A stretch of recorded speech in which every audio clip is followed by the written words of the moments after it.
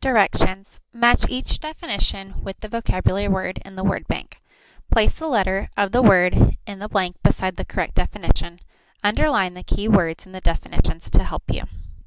Word bank. A. Inherited trait. B. Learned behavior. C. Adaptation. D. Instinct. E. Structure. Number 1. A trait or behavior that helps an organism survive in its environment. Number 2. A behavior that an animal knows how to do from birth that helps it survive. Number 3. A behavior that develops as a result of experience or by observing other organisms. Number 4. Characteristics passed from parents to their offspring. Number 5. Physical features of an organism. Example, fur on a bear. Number 6.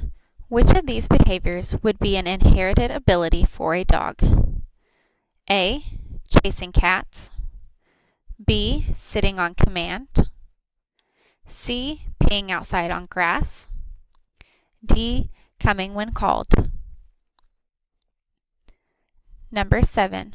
A group of science students created a chart to show what they knew about inherited traits and learned behaviors in children. Which of these is an inherited trait the students could put in the column of the chart? Inherited traits. Growing long eyelashes. Having brown eyes. Breathing when born. Learned behaviors. Liking the color red. Making a sandwich. Hitting a baseball. Reading a book. A. Cooking a meal. B. Crying when hurt. C. Speaking English. D. Using a pencil. Number 8. How do the spines on a cactus plant differ from the leaves of other plants to help it survive in its environment? A. Spines lose more water than other types of leaves. B. Spines lose less water than other types of leaves. C. Spines evaporate more water than other types of leaves. D. Spines increase loss of water more than other types of leaves.